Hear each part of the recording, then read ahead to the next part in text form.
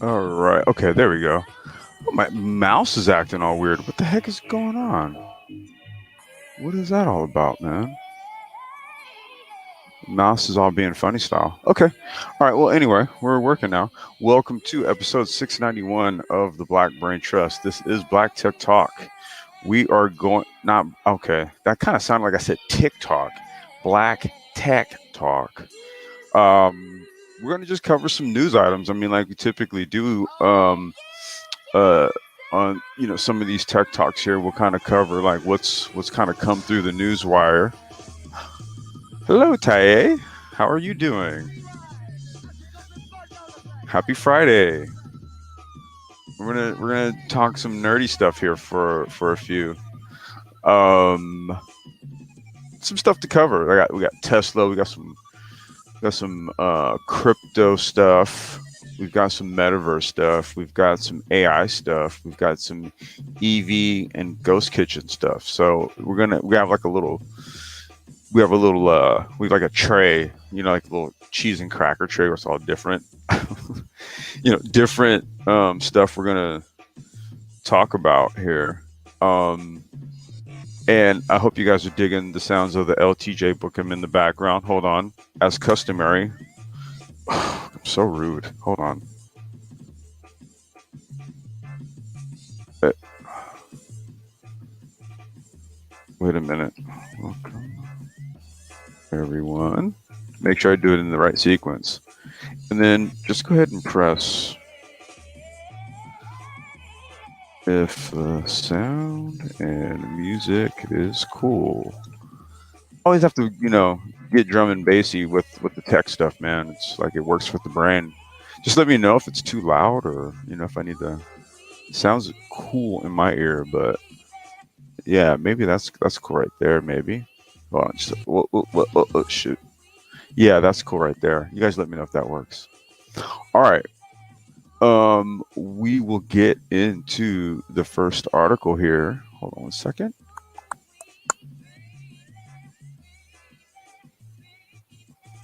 All right, this one is from Engadget. Tesla now accepts Dogecoin payments for some of its merch. All right, so I guess from what we can already kind of take away from this, here's sort of like the first, I guess you could say, what just happened? Oh, okay, there it goes. Um, the first use case for Doge, right? So for all you Dogecoin players out there, that got that little Shiba, that little which I like those dogs, by the way. Shiba Inus. They're very interesting dogs. They're super intelligent, man. They only bark when necessary for the most part. Otherwise, they'll just kind of telepathically communicate to you, much like a cat. Um, but now we've got Dogecoin accepting payments for some of its merch. Now, check this out. Uh, I actually almost got one of these.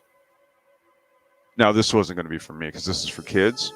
It's actually for, it was going to be for someone else that was looking for one, and they asked me to hunt one down. But they did. I'm trying to remember how many of these that they did, and they're for kids. They were $1,900, right? But they were accepting Doge for this. Very, very, very interesting. Let's take a look. Tesla is allowing customers to buy select merchandise items using Dogecoin, according to the website and a tweet from CEO Elon Musk. You can now pick up the Cyber Whistle for 300 Doge, 58 bucks. Giga Texas belt buckle for 835 Doge, 161 bucks, and the Cyber Quad for kids at 12,020 Doge. Or okay, because see the USD retail price on the website was 19. So if you were using Doge, you were going to pay a little bit more. But you know what? I'm not going to get into why they would do that. I'm not going to get into why there would be a price difference. According to the store, Dogecoin is now the only way to buy those items as a cash option, as a cash option is no longer showing. Interesting. Tesla merch buyable with Doge. Elon tweeted yesterday. Musk has been interested in Dogecoin as of late, having discussed in May the potential efficiency of the cryptocurrency compared the wait having discussed in May. Why did you guys put a? Okay, sorry, dude. Don't start being a grammar Nazi. They put a period here, right? There's a period right there, and then you have a lowercase t. So this is either, well, it's a bunch of things, right? There's no uppercase t, which should come after a period. Or you know what? I'm tripping because the y comes down under the underline and it makes it look like a period. Oops, my bad. All right. The potential. God damn. Okay. Then in December, he tweeted that the company would make some merch buyable with Doge and see how it goes. That was a rhyme. Following Musk's announcement today, Doge has gone up around 14% over the last 24 hours.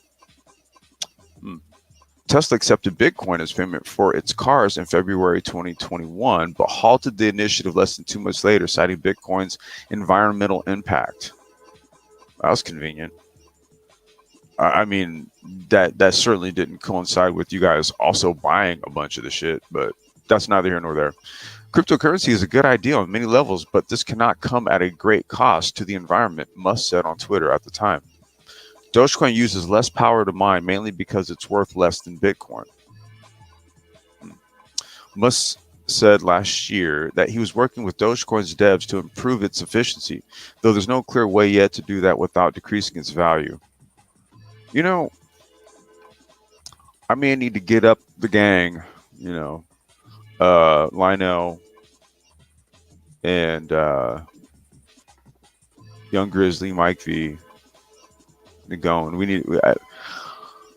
We stayed out of cryptocurrency talk for a while because it's just it's hella volatile, man, and YouTube is strange about shit. But maybe if we're careful, let me get with the fellas. Let me talk to them. That said, Block CEO Jack Dorsey just announced plans to build an open Bitcoin mining system that makes. Okay, I think I legit just spotted it. Okay, let's try this again. That said, Block's CEO Jack Dorsey, which used to be Square. So if you can kind of get the correlation, if you take Square, that's two-dimensional. A block is third-dimensional. So they kind of, I guess they're going next level, right? You get it? You see it? Just announced plans to build an open Bitcoin mining system that makes that particular cryptocurrency more distributed and efficient. I think we could have wrote that a little bit different. I really do. Okay. Well, there you have it. Here, let me grab the link. Yeah, you can buy you some Tesla merch with some Doge. Oh, whoa. I don't want that link looking like that. Hold on. It's a whole bunch of gobbledygook. Boom. I'm going to take that off. There we go. All right. Let's see who we've got here. Taye. Then we've also got Black Dev. Elbow cough. Love the proofreading to me. Don't worry. I got like 4 other articles to go through, Toya. So Garen goddamn T, some stuff's just gonna stand out to me and just be all like, I don't know if that should be written that way. Yeah. Jack A, welcome. All right. Does it sound okay? Please, you guys let me know. John Deere self-driving car, 800K to 1 mil. Engineering cannabis. Welcome, sir. Did you get my text? We've got to do Sundays. I'm gonna do a cannabis live. There's been some interesting cannabis news coming out this week. I text you something. Perfect. Sounds good. All right. Gobbledygook, bafflegaff. You know what, Toya? You know what another one of my favorite words is? I love when there's a situation when I can use it. You ready? Shenanigans. Okay.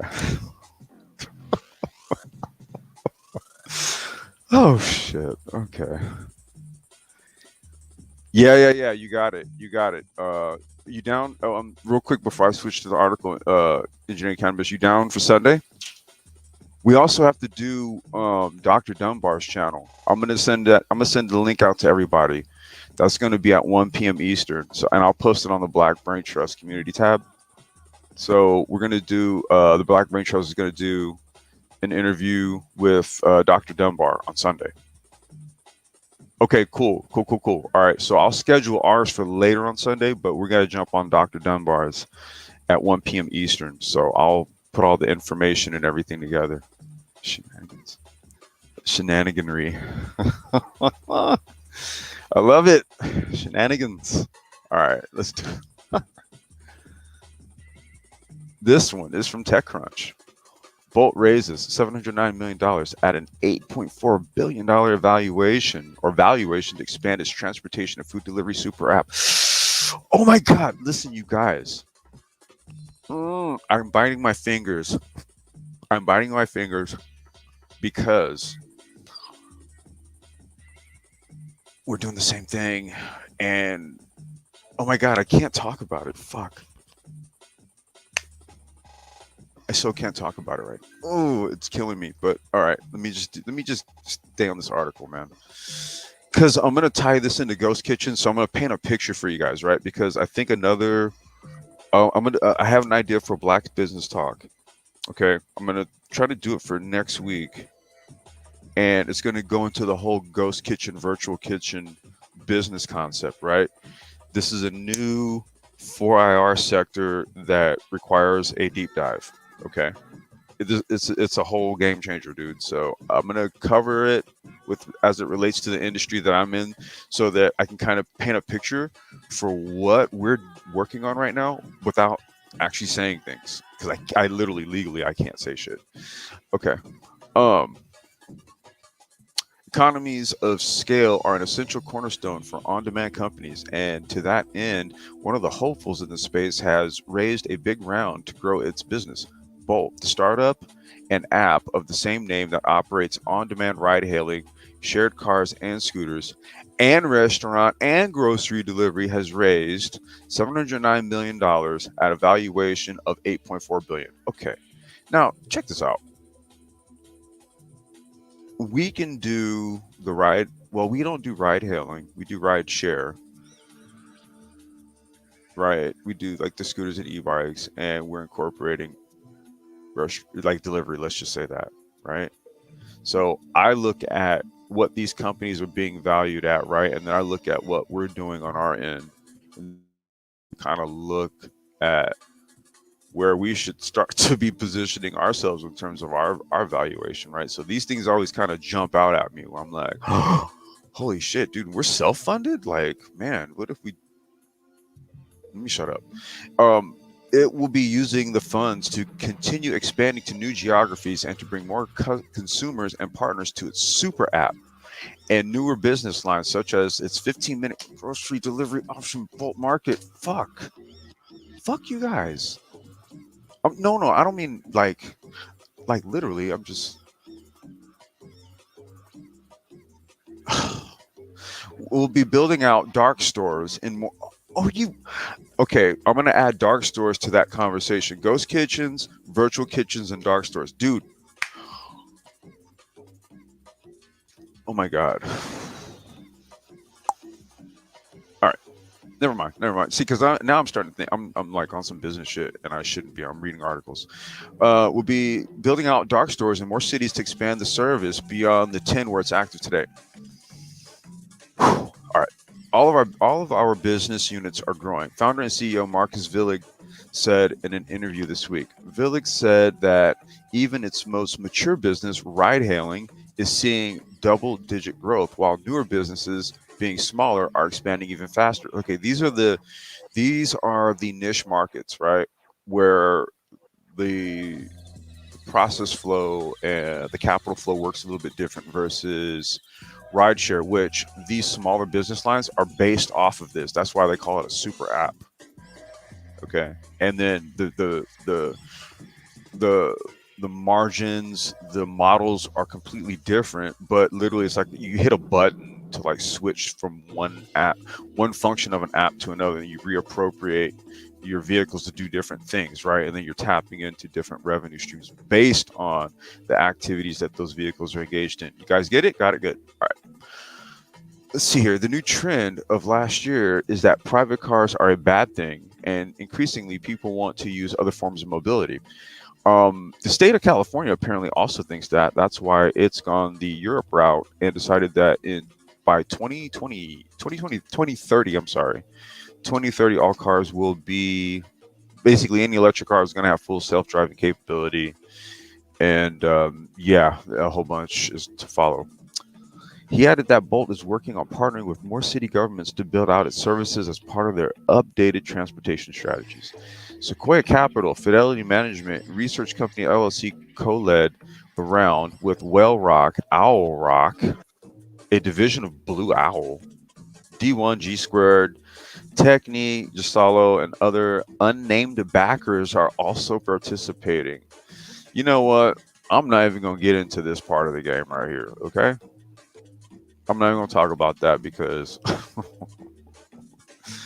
I could tell you a lot about that.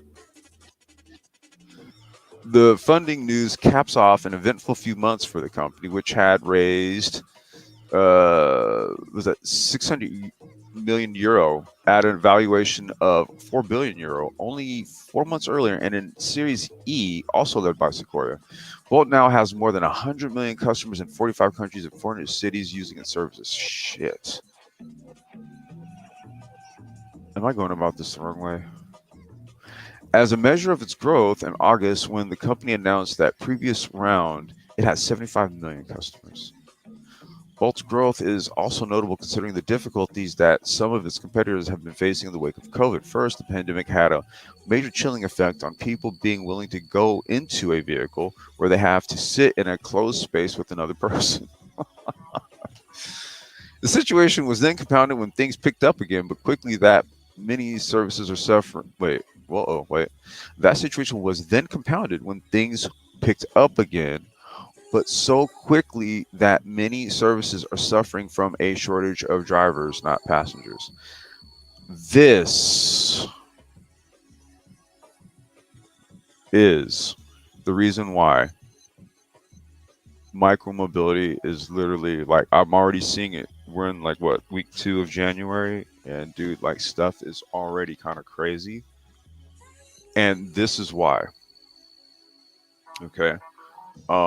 Just as a short sidebar, we're looking at inflation, right? At what is like a 40-year high.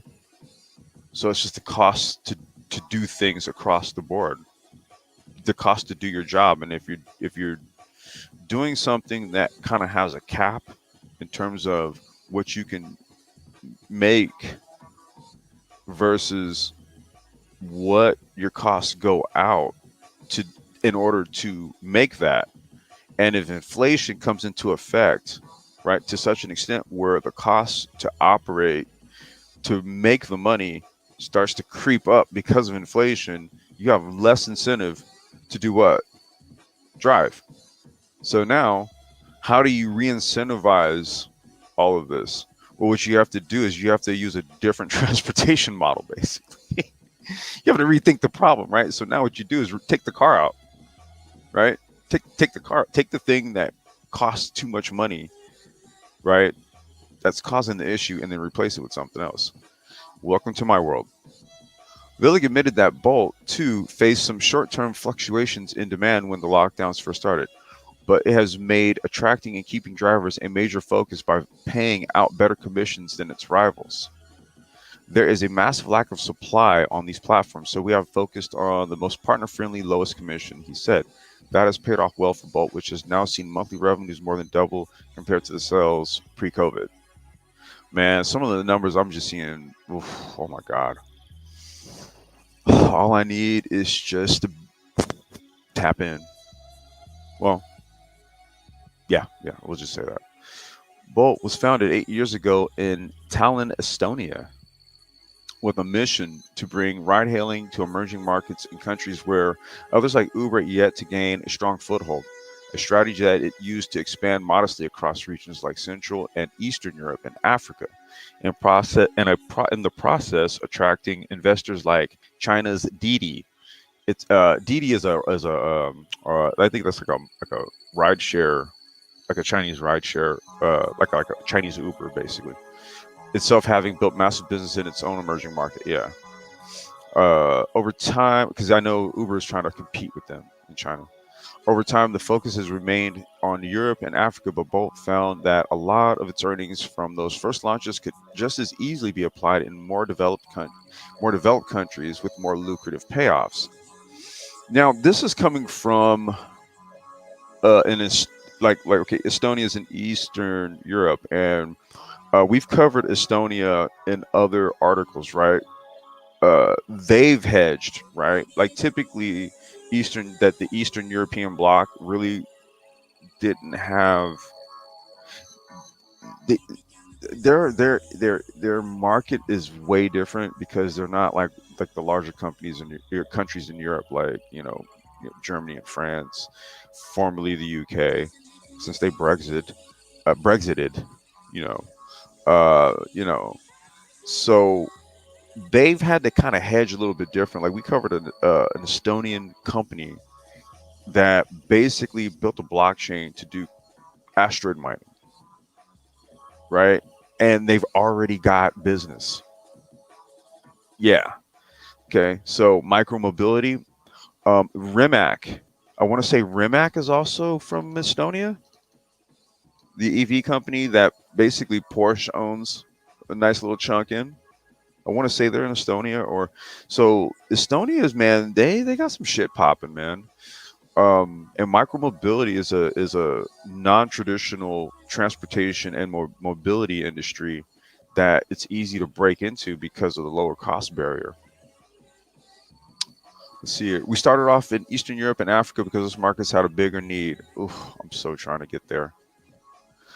They had lower car ownership, higher unemployment. It made sense, Felix said. But now we've learned that this model works everywhere, and it's actually easier to grow in Western Europe because they are developed markets. hmm I can tell you about that. Well, okay, we got to go back to 2021 when they legalized e-scooters and micromobility and all that, and it exploded. So it's popping in Europe, right? Germany, because the factory I deal with has a warehouse there. We have one. We have a warehouse like here that's just like right near me, and then the other warehouses. There's one in the UK and one in Germany. So, and all of these bigger companies are set up just like kind of like that, right? Most of them don't really warehouse here. Mine does. Uh, let's see here. Yeah.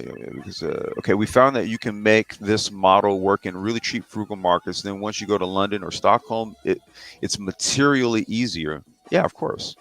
And the unit economics, we spelled Toya. We spelled economics wrong. Look at that. The I is supposed to go right here. This says economics. Sis. Yeah, it's spelled wrong. Are definitely better because the prices are higher. It's not a perfect system though. Working in developed markets, he said, the trade-off is more regulations and the limits that come with those. Yeah, but then the trade-off to that is you go to the less developed markets and then you have more asset loss. So you got to find that balance, bruh. Meanwhile, Bolt's diversification approach, moving beyond cars to scooters and couriers, they're moving into my shit. Now also serves food delivery services. Okay, dude, just calm down, calm down. And is also part of its scaling strategy. Been listening in on my calls, man. Offering multiple services within a single app not only helps Bolt bring in new customers and cross sell them, but does so with essentially zero marketing costs by putting all of the options and cross promotions within a single app, said Villig. What was I telling you without telling you so much? We've been fucking working on two elements that set us apart and are turning in our favor are the center. Wait. What the dude? Are my eyes tripping? Well, I just found a misspelling. Let's try this again. two elements that set us apart and are turning in our favor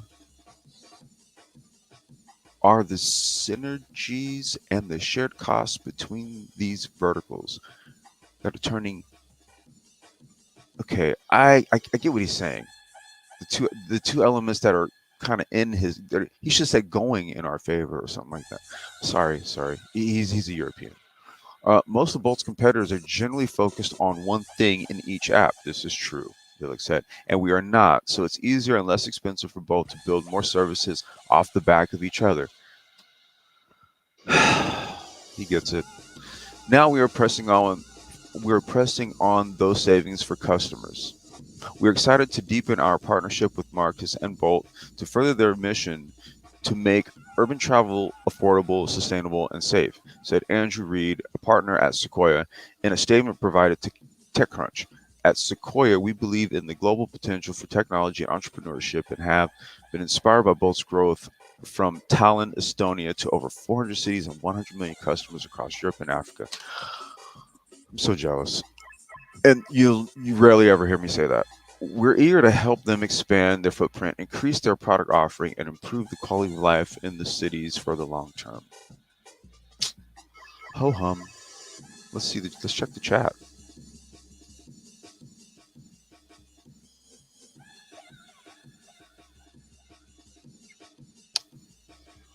Beasley, what's going on, brother?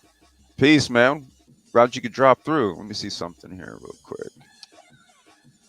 Beasley, what's going on, brother? Peace, man. Oh, let me do this. There you go. Beasley, let me add you as a moderator, bro. There you go. Appreciate you for stopping by, brother, and sharing it, man. Appreciate it. Lonzo, what it do, man? We got to catch up, fam. So I'm introducing an idea on how consumers can guarantee their foods are pesticide free and fully organic using tech we talked about. I don't know if that's something you want to talk about openly on Sunday, or on Dr. Dunbar's for that matter. I mean, I think what I'm going to do on Dr. Dunbar's. Oh, shit. That's a phone call. Give me a second, you guys. Hold on. Oh, you told her I'll call right back. Oh, shit. That's a client. Oh. Okay. We'll get through this and I'll give him a ring back. Let's see here. Yeah. So, Engineering Kansas, if you want to, bring that up as some subject matter, I think Dr. Dunbar, he's got a list of questions he's going to ask. He already kind of prefaced the interview. We've been having an email exchange. So, yeah, we can kind of dig into detail on like what our respective fields are. LOM, you said, will you be taking investors? Here, let me do this. To answer that question, I don't want to say it openly, just here. If that's something you're curious about, here, just hit me there. We can talk about it. Holy Duck, they've been listening to our calls, bro. How, Lonzo? Dude, oh my God, bro. I was sitting over here having a heart attack, like, bruh. Like, has somebody been, like, how the fuck? See, okay, just so y'all know, okay, Alonzo knows what's going on. That's what I'm saying. Holy Duck, they've been listening to our calls. I was sitting over here bugging reading that article. I'm like, man, what the fuck? Dude. Hey, but Alonzo, hey, dude, I got some shit to catch you. Hey, you know what? Did I leave my phone over there? Give me a sec. I'm gonna text you something, dude. I want you to see something. Royal scene it is stupid. AM1, peace, brother. Welcome. So pitching to companies have the process laying out programs. Okay. All right, drum and bass. Yeah, absolutely. AM1. My former life I was a DJ, bro. So, hip hop, underground, shit, trip hop, house, drum and bass, neo soul, reggae. It doesn't matter, right? Doesn't even matter, bro. I'm a crate digger. That's what I do. Let's see here. Jibber Jabber, what's going on, brother? Salute. State of Being, what's going on, brother? Peace. I'm glad you could roll through, man. Welcome. Professor Black Ops, what's going on with you, G? Welcome. Hey, Lonzo, no worries, bro. Like I said, man, I got a lot to catch you up on, dude. Don't trip on that. I gotta put you up on a lot of stuff, dude. We may have something for that already, dude. Like, don't worries. That's what I'm saying. We gotta catch up. All right, you guys. Let me get to the next article. Handle some stuff here. Oh wait, hold on.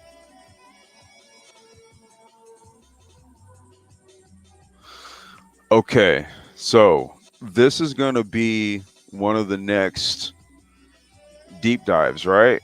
And so if you want to know, this is gonna okay. That last article and then this article are going to kind of converge, and you guys are gonna get a picture of what I'm over here pulling my freaking hair out about, and with this phone call that I just got is kind of about too.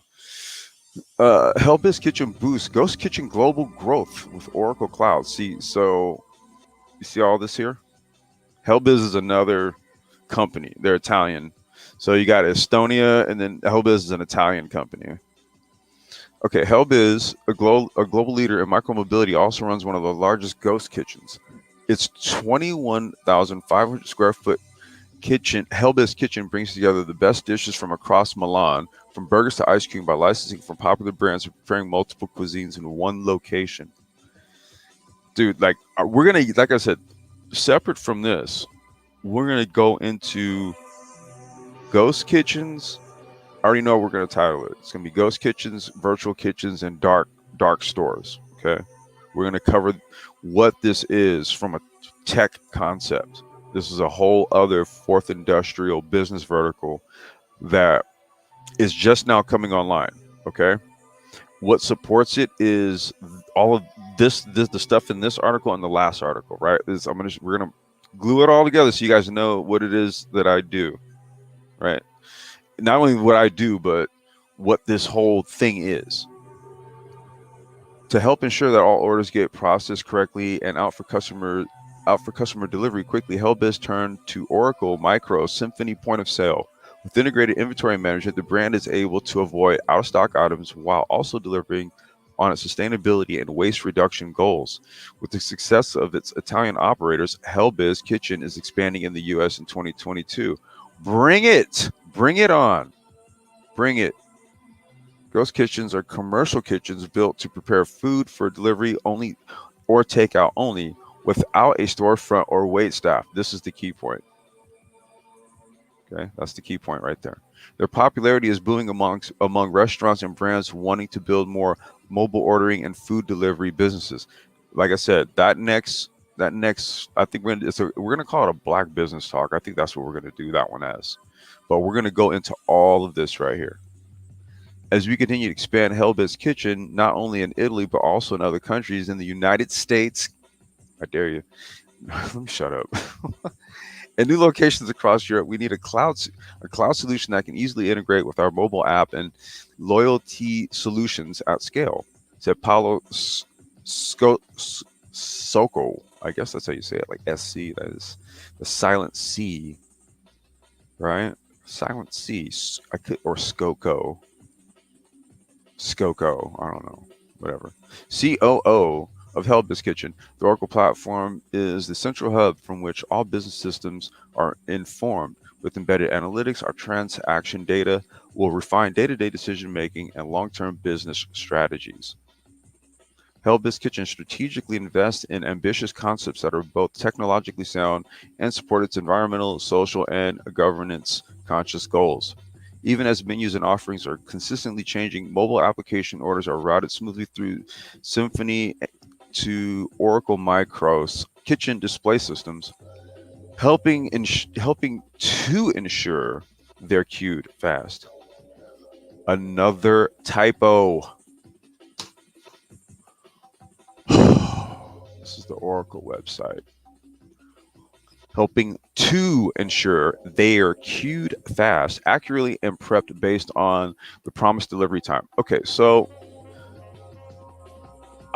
without like kind of going into crazy detail. All right, so like the IoT stack that we developed, right? Basically does the same thing. However, it aggregates the data.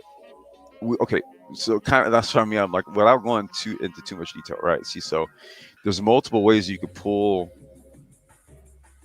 data and analyze like things like volume. So you have to. There's a couple of things you have to factor in, like volume of orders, and then distance, right, for the order, the time in which orders come in, right? So you need something to figure it all out and stack it accordingly. So you want, as things come off, regardless of like which uh, kitchen or restaurant within the ghost kitchen it's coming from. Let's just say there's 5 different restaurants, right? And one of them's got 10 orders coming in, one's got 3, one's got 7, one's got this, and one's got that. Okay, some of the cook time on them is going to be different, right? And then the distance on where these things are going are going to be different. Okay, how do you figure all this out and just have it queued up, ready to go, right? You need something to take it all in and then arrange it, and then it just goes to the driver, they go out. Okay, that's how it works. The surge in online and app-based ordering has sped the adoption of ghost kitchens as a means to efficiently serve consumers looking to discover and enjoy a large spectrum of cuisines, said Simon de Montfort Walker. Wow, what a name. Thought I had an interesting name. Senior Vice President, General Manager, Oracle of Oracle Food and Beverage, with a highly complex kitchen including multiple dining concepts across a large foot imprint. Organization and fast access to information was the key to success for Hellbist Kitchen. With Symphony, orders are routed. Okay, this is literally. Oh my God, this is literally what I was telling you guys. With Symphony, orders are routed to the right place so they can be processed and delivered at just the right time. We all have, okay, as developers, we have, our approaches, right? So, Oracle has, it's Oracle. Okay, I won't say, I'll just say that we have, a methodology on how we aggregate the data to do all of this stuff, right? They don't really go into it themselves, but, it's like, see, okay, look right here. On the back end, all the data is centralized to provide an easy snapshot of what is selling, what is an inventory position, food waste, and more. We look forward to helping help this kitchen. Blah, blah, blah. Okay. Basically, it all works the same way. You just various approaches, right? The Oracle Symphony platform serves brands in over 180 countries and is available in 19 languages. The platform provides comprehensive fiscal and tax standards per local requirements, enabling ambitious restaurant operators to avoid being weighed down by the complexity of international expansion and the ability to focus on growth opportunities.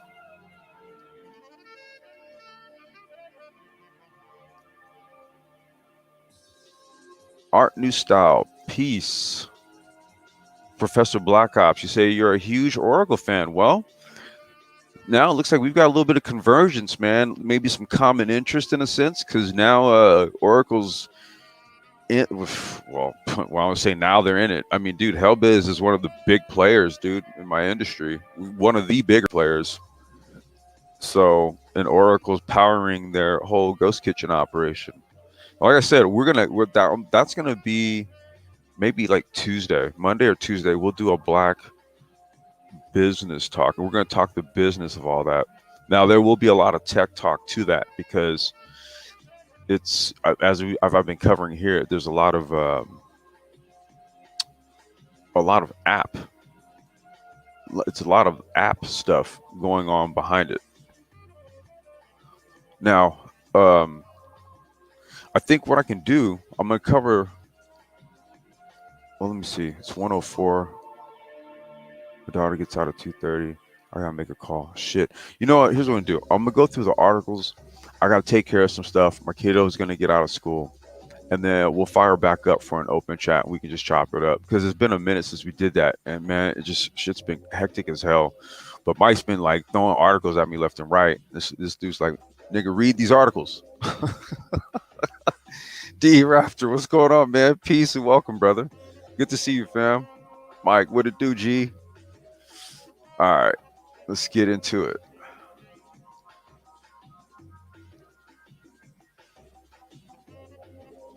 John Deere's self-driving tractor stirs debate on AI in farming, and this one was shot through to me from Mike V. Deere and Co. helped mechanize agriculture in 1837 with the first commercially successful steel plow. On Tuesday, the company unveiled a machine that could prove just as transformative, a fully autonomous tractor. Oh, dude. Damn. Because it was bad enough that you have this whole thing, and Lewis Rossman was covering this shit heavy, but John Deere was already like basically pulling the ability for farmers to work on their own shit, right? By kind of like lockboxing their stuff, okay, and serializing parts and all that. So you take like a controller out, put it in, turn it on. It's just like nope. This controller is not seeing these other components because the serials don't match, right? And then they'll be like, well, that's an unauthorized repair. You have to bring it to us, in which they charge you. And they're just like, well, wait, why are you charging me if I bought the tractor? Just sell me the part. And they're like, no, you have to let us do it. But now we just went one step further. John Deere's new R8 tractor uses 6 pairs of stereo cameras and advanced artificial intelligence to perceive its environment and navigate. It can find its way to a field on its own when given a route and coordinates, then plow the soil or sow seeds without instructions, avoiding obstacles as it goes. A farmer can give the machine new orders using a smartphone app. Holy fucking shit, dude. You can control a tractor from a smartphone now. Some tractors already operate autonomously, but only in limited situations. Man, I'm getting an idea for another live stream, right? Like just autonomous farming, because I follow like a shit ton of companies on Instagram, and they all make like these farm bots.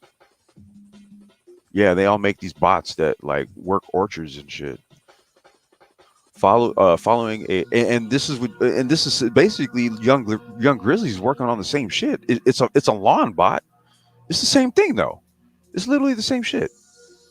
Uh, Following a route defined by GPS, for example, without the ability to navigate around obstacles.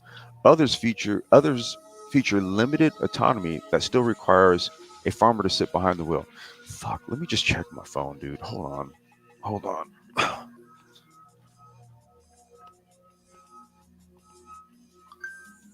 Damn.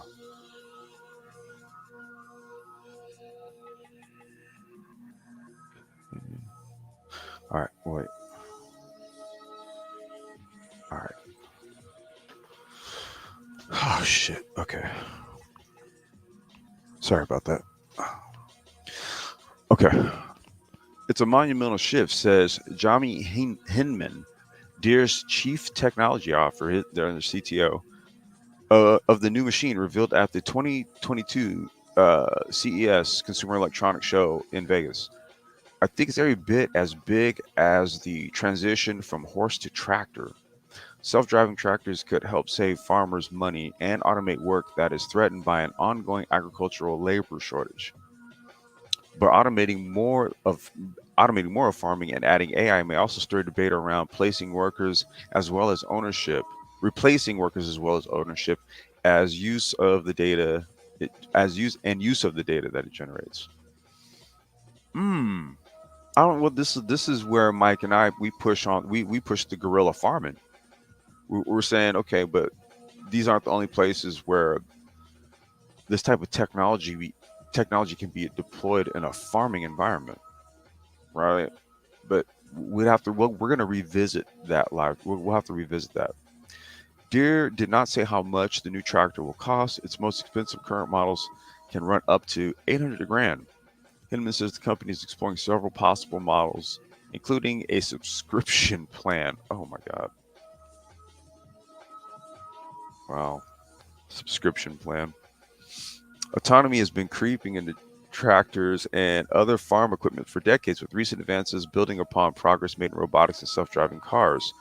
Fully autonomous 8R relies on neural network algorithms to make sense of the information streaming into the cameras. Deere has been collecting and annotating the data needed to train these algorithms for several years. A similar AI approach is being used by companies building self-driving cars. Tesla, for example, gathers data via its cars that is using to hone its autopilot self-driving system And while an empty field poses fewer challenges than a busy city intersection, Hinman admits that, as with self-driving cars, the system may have difficulty seeing its surroundings in extreme weather conditions such as rain or snow, or fog, like where I live.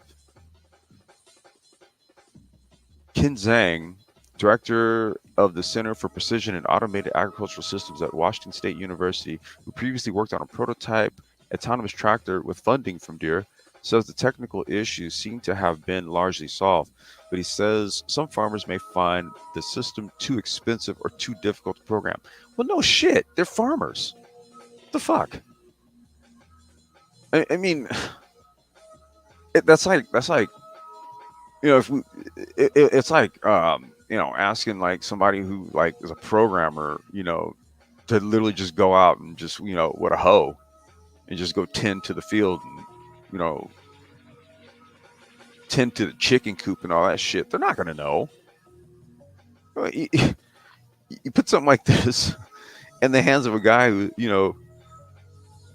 could take. He used to be able to just take the damn diesel engine out of the tractor and just do a rebuild in the shop and just throw it back in there. And now he's like, okay, I need a phone. I need an app. I can't sit in it. It's like a real life remote control tractor, like little RC cars and stuff. Let's see. In August, the company said it had paid $250 million to acquire Bear Flag Robotics, a startup that retrofits tractors to make them more autonomous. Okay, so then here, that's an industry right there, right? Where you basically retrofit. In 2017, it paid $305 million to buy Blue River Technology, what makes robotics capable of identifying and eliminating unwanted plants using a high precision blast of herbicide. Fuck. What the? Oh my God. Oh God. I thought it was going to say it had a little hand that would just pull the damn thing up. A high precision blast of herbicide. All right. The new 8R tractor perhaps signals a bigger shift in Deere's ambitions. Oh yeah, you think? It not only turns the company's most iconic product into a capable robot, no shit, it also provides a virtuous cycle for training new AI algorithms and developing new products. Well, who would have thought of that? Hinman says that the system will gather data about the soil as it toils away. That information will be used to tweak its algorithms, helping to improve performance and provide farmers with new insights on how to best work their land. I think they know. Something tells me, I don't know, you guys tell me if I'm wrong. I think they know what the fuck they're doing. They just want a tractor that works.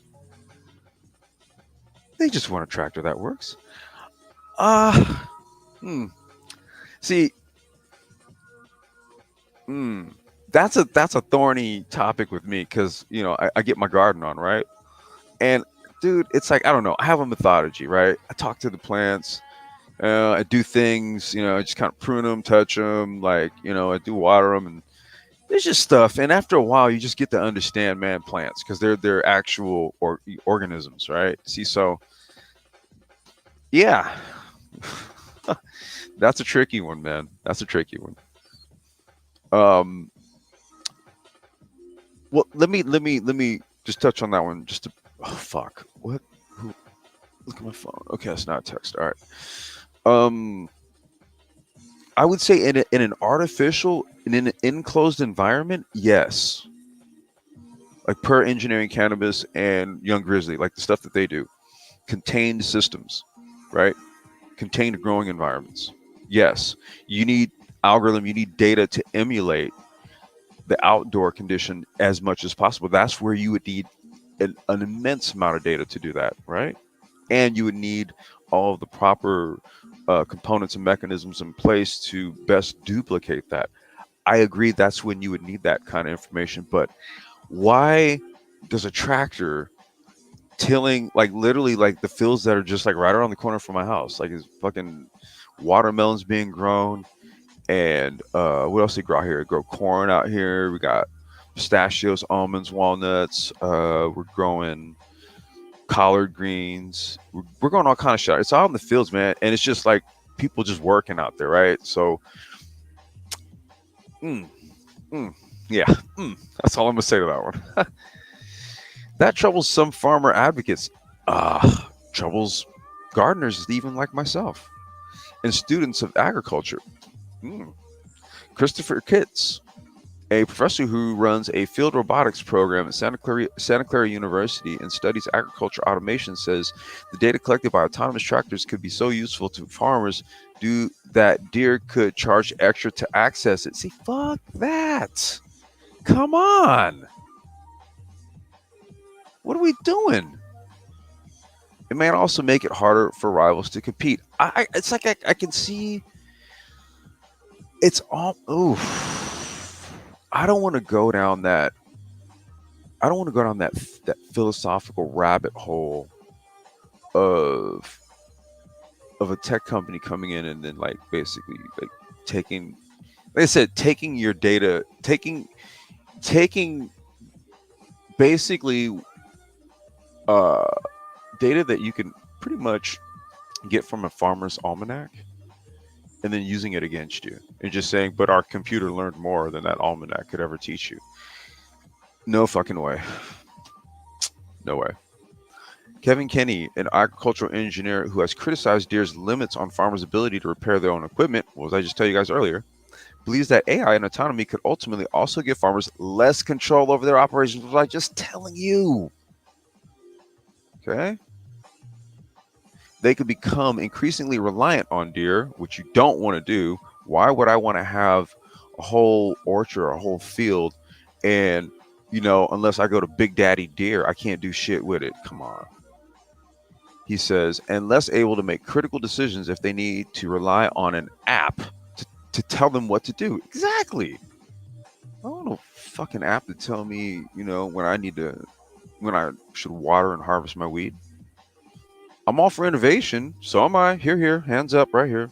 And I think John Deere is a hell of a company, but they're trying to be the Facebook of farming. Fuck. Oh, I never knew that something like that could ever even exist. Ugh.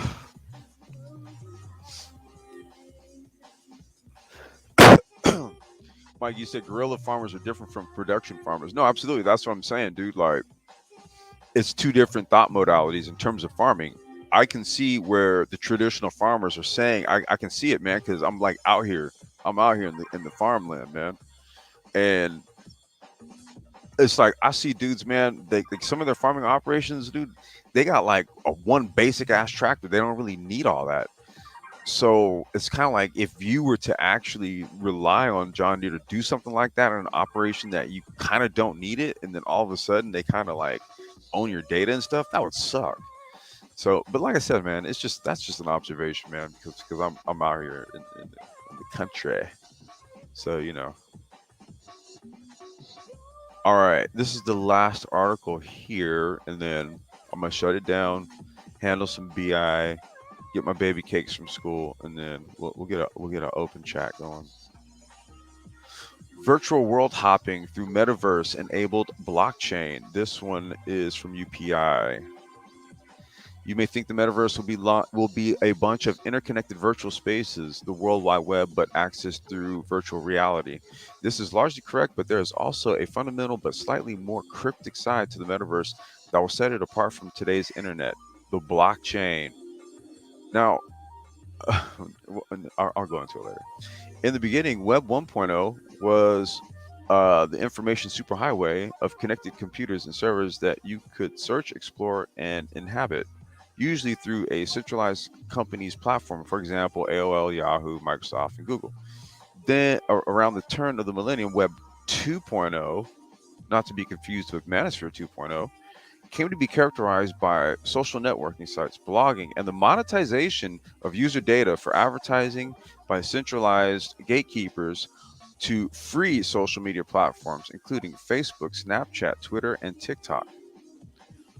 Web 3.0 will be the foundation for the metaverse, similar to how Manosphere 3.0 is basically Let me shut up. It will consist of blockchain and it will. Oh fuck. Okay. It will consist of blockchain-enabled decentralized applications that support an economy of user-owned crypto assets and data. And we covered that in the last Black Tech Talk with the Omniverse, how NVIDIA's Omniverse is going to work, and now they're going to have this whole marketplace for developers, so that you could develop things like plants, right? Buildings and stuff like that, and then put them in the marketplace, and then people who build communities just go, hey, I like how this guy builds stuff. I want this in my metaverse community, right? And then they could buy it from you. That was in the last Black Tech Talk. I covered that one, the NVIDIA Omniverse article. Blockchain, decentralized crypto assets. As researchers who study social media and media technology, we can explain that technology. We can explain the technology that will make the metaverse possible. Owning bits. Blockchain is a technology that permanently records transactions, typically in a decentralized and public database called a ledger. We've covered that extensively. Bitcoin is the most well-known blockchain-based cryptocurrency. Every time you buy some Bitcoin, for example, that transaction gets recorded, blah, blah, blah. We've explained all of that. Well, let me just read it. Recorded to a Bitcoin blockchain, which means the record is distributed to thousands of individual computers around the world. This decentralized recording system is very difficult to fool or control. Public blockchains like Bitcoin and Ethereum are also transparent. All transactions are available for anyone to see on the internet, in contrast to traditional banking books. Ethereum blockchain, like Bitcoin, is like Bitcoin, but Ethereum is also programmable through smart contracts, which are essentially blockchain-based software routines that run automatically when some condition is met. For example, you could use a smart contract on the blockchain to establish your ownership of a digital object. Like, so for example, um, you buy some real estate in Snoop Dogg's metaverse or whatever, that Snoop Dogg world, right? So in the metaverse, he has a whole like, you just go over there and you could just kick it. He has a club, people in there chilling. He's in there sometimes. He's also, it's like some weird shit, right? Some dude bought a house next to Snoop Dogg's house in the metaverse for 450K. What was that done through? A smart contract. The blockchain establishes your ownership of a digital object, such as a piece of art or music. Thai City's gone into VV and the sports card NFTs and the comic book NFTs, right? So these are essentially like having like an original copy of a comic book, but just in a digital format, to which no one else can claim ownership on the blockchain. Exactly. Even if they save a copy on their computer, right? That's it's not going to work like that. Digital objects that can be owned, currencies, securities, artwork, are crypto assets, right? So, where I want to get to the part. Let's see here. There is a part where. Let's see here. Because we've covered all this stuff, like how all this stuff works here. Well, let me go back here. Let me go back because I don't want to just read to you guys like basic shit. So that's talking about NFTs. We just broke down what that is. Okay. Okay, here we go. This is what we want to cover from this part down. What does this blockchain crypto asset stuff have to do with the metaverse, right? Because I was saying all that shit we've covered ad nauseum.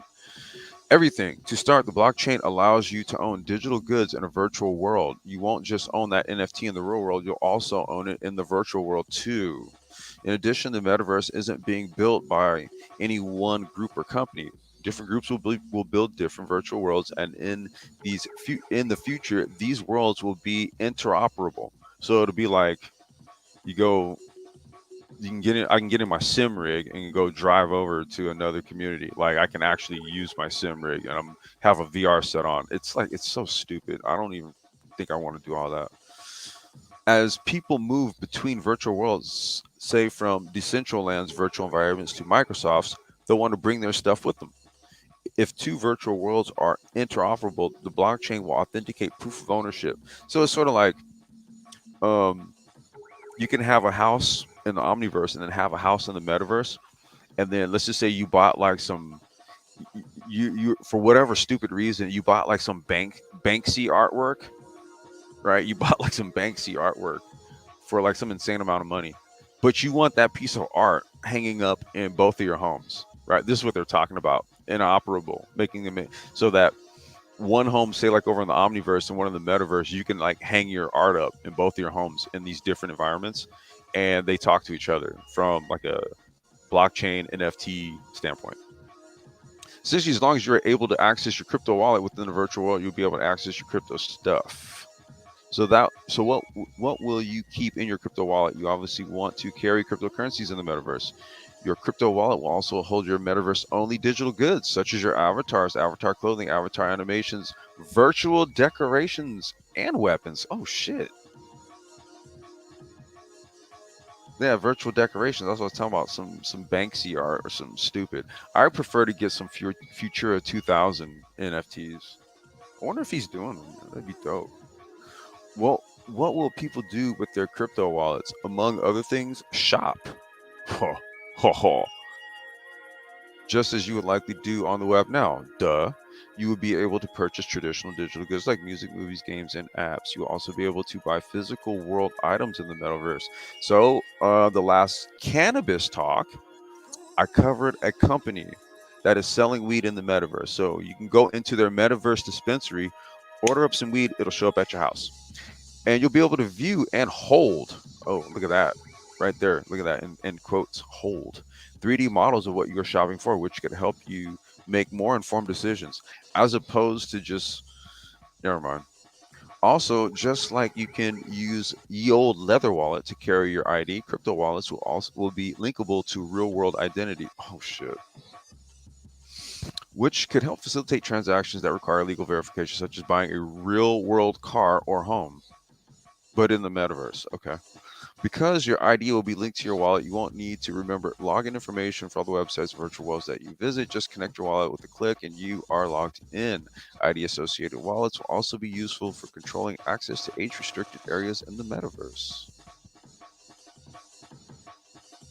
Your crypto wallet can also be linked to your contacts list, which would allow. Hold on. Wait a minute. Wait a minute. What just happened? Wait, hold on one second.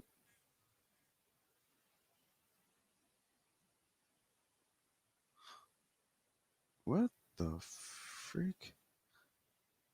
It's totally just froze on me. Okay, wait. There we go. All right, there we go. Sorry about that. Had a brief little snafu there.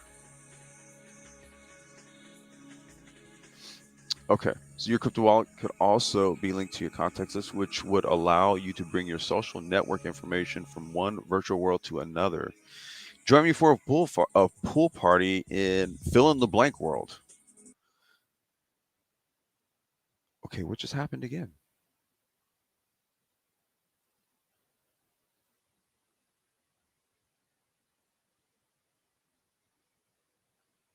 The hell?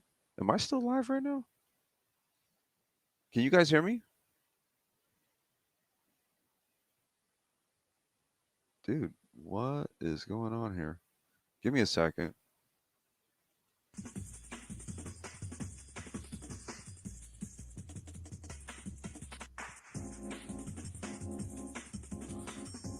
I don't know. Is this browser making my computer bug or something? That's crazy. You guys, okay? You guys can hear me? Okay, cool, cool, cool. Yeah, what the fuck is going on here? All right. Okay. At some point in the future, wallets could also be associated with reputation scores. Oh shit! Here we go. Social credit scores, reputation scores that determine the permissions that you have to broadcast in public spaces and interact with people outside your social network. Ooh, boy, this is scary. If you act like a toxic misinformation spreading troll, hey, bait. You may damage your reputation and potentially have your sphere of influence reduced by the system. This could create an incentive for people to behave well in in the metaverse, but platform developers will have to prioritize these systems. Lastly, if the metaverse is money, then companies will certainly want to play too. The decentralized nature of blockchain will potentially reduce the need for gatekeepers in financial transactions, but companies will still have many opportunities to generate revenue, possibly even more than in current economies. Hmm. Companies like Meta will provide large platforms where people will work, play, and congregate. Metaverse doesn't exist. Well, yes, it does, but that hasn't stopped a land rush of people and businesses businesses grab virtual real estate. Major brands are also getting into the NFT mix, including Dolce and Gabbana, Coca-Cola, Adidas, and Nike. In the future, when you buy a physical world item from a company, you might also gain ownership of a linked NFT in the metaverse. Oh, snap. For example, when you buy that coveted name brand outfit to wear to the real world dance club, you may also become the owner of the crypto version of said outfit that your avatar can wear to the virtual Ariana Grande concert. And just as you could sell the physical outfit secondhand, you could also you can also sell the NFT version for someone else's avatar to wear. I'm gonna have to, man. Don't let me hear Ralph Lauren get in the game, dude, because I'm gonna get my low game back up. If low, Lonzo, if you there, bro, I'm gonna get my low up, dude. If Ralph Lauren does this type of shit, I'm gonna get my low up just for this. I'm gonna flip low.